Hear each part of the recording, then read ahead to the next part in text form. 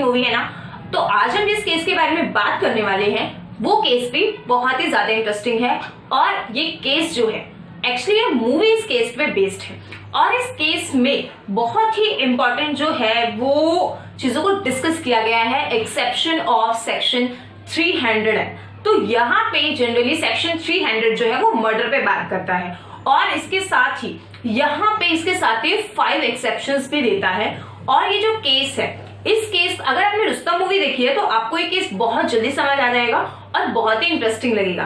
तो देखते हैं सबसे पहले इस केस में क्या हुआ था। इस केस का नाम है KM Nanavati versus state of Maharashtra. Homicide जो है वो लेस सीरियस ऑफेंस है comparing them to murder and if any person has committed the offence under the culpable homicide then his punishment will be less comparing to the murder. तो यहाँ पे जो है वो कल्पेबल होमिसाइड में punishment कम मिलती है। अब इसके साथ ही जो पहली कंडीशन है, ये आपको कंडीशन ये पांचों जो है ये आपको इसी फॉर्म में याद करनी है क्योंकि यहाँ पे 5 क्लॉजेस है। Then the first is the grave and sudden provocation. Grave and sudden provocation यानी कि आपको जो है अचानक से कोई ऐसी बात सुन के गुस्सा आ जाता है जिसकी वजह से आपने वो ऑफेंस कमिट किया है। यानी कि कोई आप जो है किसी पर्सन से बात कर रहे हो, उसने आपको कुछ ऐसी बातें बोल दी है, जैसे कि यहाँ पे भी बीच में केस हुआ था जिसमें एक थोड़ा टाइम हो गया है, उसमें एक वर्ड वेश्या, अगर हस्बैंड अपनी वाइफ को ये वर्ड बोलता है देन दिस वर्ड, ये वर्ड जो है सामने वाले पर्सन को ग्रेव एंड सडन प्रोवोकेट करने के लिए सफिशिएंट है। तो इसी के साथ ही राइट ऑफ प्राइवेट डिफेंस, अगर आप अपना जो है right of private defence exercise कर रहे हो तो right of private defence exercise करते हुए आपका जो एक्ट है वो एक्ट मर्डर में फॉल नहीं करेगा। यानी कि अगर आपने अपने राइट ऑफ प्राइवेट डिफेंस आप किन किन चीजों में एक्सरसाइज कर सकते हो जब आपके पास डेंजर होता है, इसके अंदर भी काफी पॉइंट्स जैसे किडनैपिंग हो गया और यहाँ पे जो है डकैती हो रही है, इन केसेस में जब आप अपने राइट ऑफ प्राइवेट डिफेंस को डेथ तक एक्सीड करते हो यानी कि किसी पर्सन का मर्डर कर देते हो तो आप मर्डर के लायबल नहीं होगे। Third thing is that the legal powers, अगर कोई पर्सन अपनी लीगल ड्यूटी एक्सरसाइज कर रहा है, during their legal duty he exercising his power and commit murder then he will not be liable for the murder and he will be liable for the culpable homicide or the more. So यहाँ पे third thing है legal जो powers को exercise करते हुए।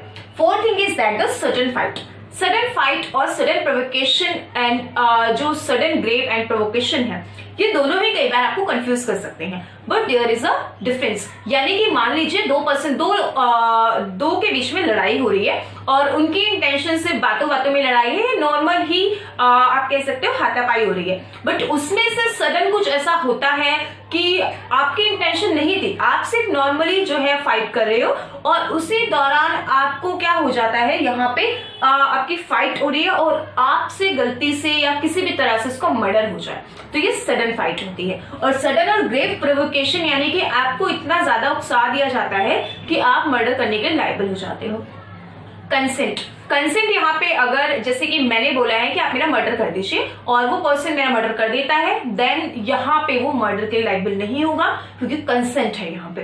तो ये 5 exception है। सो पर्टिकुलर केस जिसपे हम बात करने वाले हैं KM नानावती, ये केस जो है वो फॉल करता है ग्रेव एंड सडन प्रोवोकेशन पे, फॉल कर रहा है, रिलेट कर रहा है इसके एक्सेप्शन 1 से, बट दैट डजंट मीन कि यहाँ पे उसको एक्सेप्शन मिलती है या नहीं मिलती है। ये हमारा बहुत मेजर इशू है। तो अब यहाँ पे मैं आपको इसका लीगल इशू थोड़ा सा बता देती हूँ कि वो यही होगा। आपको फैक्ट देख के बताना है कि क्या इसमें सडन और जो ग्रेव प्रोवोकेशन है वो यहाँ पे KM नानावती को मिल सकती है या नहीं मिल सकती। सो यहाँ पे KM नानावती जो है एक्यूज्ड पर्सन है। तो इस केस के फैक्ट देखते हैं। सबसे पहले जो KM नानावती होते हैं, इनकी वाइफ यहाँ पे जो साइल्विया है, इन दोनों की शादी होती है 1949 में।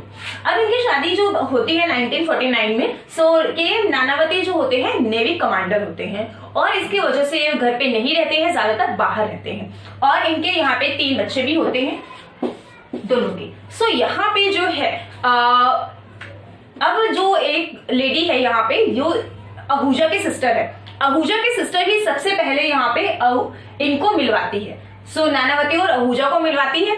तो ड्यूरिंग दिस जब नानावती नहीं होते घर पे तो यहाँ पे आहूजा और साइल्विया के बीच में यहाँ पे रिलेशनशिप स्टार्ट हो जाती है और दोनों के बीच में जब इंटीमेसी स्टार्ट हो जाती है तो उसके बाद जब KM नानावती वापस आते हैं तो जो साइल्विया होती है वो इसके साथ अफेयर के बारे में केएम नानावती को बता देती है और इनके बीच में अफेयर स्टार्ट होता है। अफेयर का टाइम होता है 1956 और इनकी मैरिज टाइम होती है 1949। अब इसके बाद the main thing is that कि जब यहाँ पे साइल्विया ने नानावती को इस बारे में बताया कि she has affair with the Ahuja, और आहूजा एज में इनसे छोटा होता है, आहूजा की एज यहाँ पे मेंशन की गई है, that is around 34, but that doesn't matter. अब इसके साथ यहाँ पे केएम नानावती को जैसे पता चलता है कि इन दोनों के बीच में अफेयर था, ही डिड नथिंग, इन्होंने कुछ नहीं किया, ठीक है। अब इसके साथ केएम नानावती ने क्या किया, अपने 3 बच्चों को और साइल्विया को जो है वो मूवी दिखाने के लिए छोड़ के आते हैं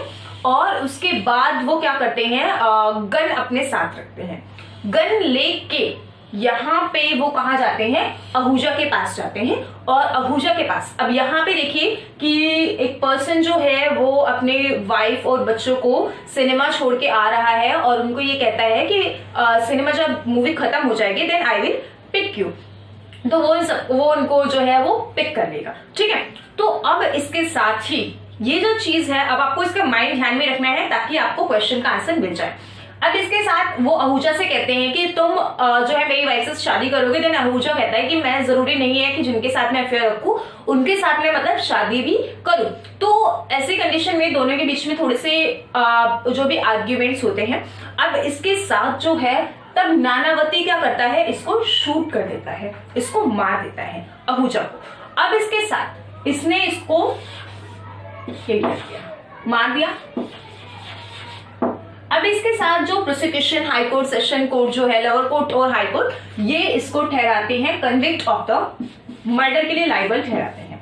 अब यहाँ पे जो है केएम नानावती की ये कंटेंशन होती है कि मैंने जो इनको मारा है that is the exception of the section 300 and clause 1, यानी सेक्शन 300 की एक्सेप्शन 1 है, एक्सेप्शन 1 क्लॉज 1 है मतलब। तो यहाँ पे अब ये एक्सेप्शन देते हैं। अब इसमें हमें 3 चीजें देखनी है।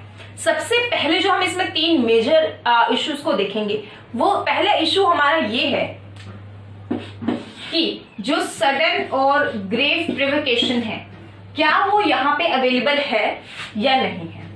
और दूसरी चीज, जो यहाँ पे इनके बीच में बातें हुई थी या जो भी पूरा सीक्वेंस था, क्या ये सीक्वेंस जो है वो सडन और ग्रेव प्रोवोकेशन का ग्राउंड है या नहीं है। और इसके साथ ही थर्ड चीज जो है यहाँ पे वो ये है कि जब उसकी वाइफ ने उसे बताया कि उसका इसके साथ अफेयर है, देन उस वक्त जो है एक रीजनेबल पर्सन का, रीजनेबल प्रूडेंट मैन का क्या रिएक्शन होना चाहिए था और यहाँ पे क्या है। तो यहाँ पे एक रीजनेबल पर्सन का रिएक्शन, रीजनेबल रिएक्शन यहाँ पे क्या है। और ये सारी चीजें, इसके साथ ही यही है कि अगर ये एक्सेप्शन में फॉल करेगा तो ये मर्डर के लायबल नहीं होगा। तो अब ये कोर्ट यहाँ पे सारी चीजों को कंसीडर करते हुए कहती है कि फर्स्ट ऑफ ऑल यहाँ पे अगर हम देखें कि सडन एंड ग्रेव जो प्रोवोकेशन है, सडन और ग्रेव प्रोवोकेशन यहाँ पे कब होता, इन तीनों के आंसर्स जो है वो कहीं ना कहीं दूसरे से रिलेट कर रहे हैं। सडन एंड ग्रेव प्रोवोकेशन में फर्स्ट ऑफ ऑल जहां पे हम बात करेंगे वो थर्ड लीगल इश्यूज से हम बात करते हैं, क्योंकि थर्ड लीगल इश्यूज के बाद हम जो है फर्स्ट और सेकंड को क्लियर समझ पाएंगे।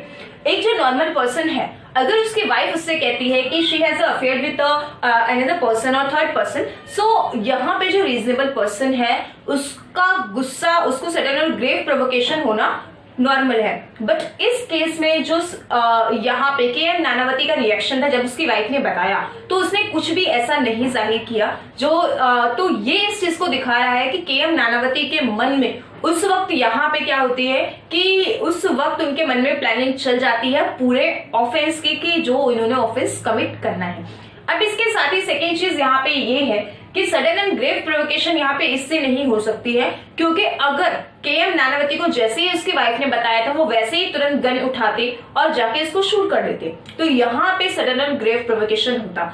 और जो सडन और ग्रेव प्रोवोकेशन है वो सडन और ग्रेव प्रोवोकेशन को से नॉर्मल होने में जितना टाइम चाहिए यहाँ पे सफिशिएंट टाइम मिला है उनको अपने जो ग्रेव और सडन प्रोवोकेशन है उसको नॉर्मल होने में। जैसे कि जैसे ही यहाँ पे एक पर्टिकुलर टाइम भी केस में दिखाया गया है कि आफ्टरनून के टाइम पे जैसे वो गन लेते हैं और उसके बाद यहाँ पे इवनिंग के बाद जो है ये ऑफेंस कमिट होता है। तो इतना टाइम जब उनकी वाइफ ने उन्हें बताया है और उसके बाद वो अपने वाइफ और बच्चों को मूवी के लिए छोड़ के आए हैं और उसके बाद घर जाते हैं, वहां से गन लेते हैं और उसके बाद यहाँ पे उसके घर जाते हैं, उससे बात करते हैं और वहां पे भी काफी देर तक रुकते हैं अहूजा के घर पे। तो ये सारी चीजें ये दिखाती हैं कि ये जो है एक सडन और ग्रेव प्रोवोकेशन नहीं है। और इसके साथ ही जो सडन और ग्रेव प्रोवोकेशन का ग्राउंड यही है कि वो तुरंत अगर इमीडिएट एक्ट करते तो वो होता। यहाँ पे ऐसा कुछ नहीं है। यहाँ पे के.एम. नानावती ने प्रॉपर क्या लिया है, टाइम लिया है। उस टाइम पीरियड में उन्होंने अपने आप को संभाला है और उसके साथ ही यहाँ पे उन्होंने गन ली और उसके बाद वो अहूजा के घर गए। अहूजा के घर पर भी उन्होंने डायरेक्ट उसको शूट नहीं किया, अहूजा से कन्वर्सेशन हुई है। After that conversation he shoot him.